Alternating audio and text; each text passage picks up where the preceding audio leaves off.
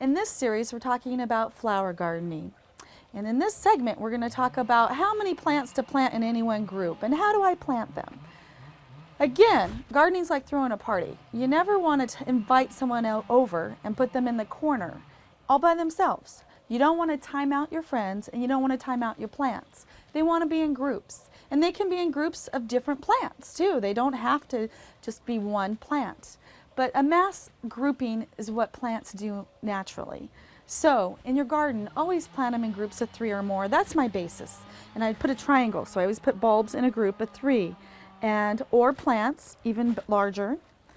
Trees, you put 1 here or 1 there, but usually in the whole area too, in your planting section, I still try to put 3 trees. It seems to work, and it makes your garden look even, and everything looks really good when it's in groups.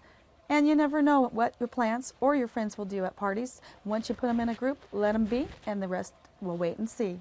In the next section, we're going to talk about how to mix spring and summer blooming flowers.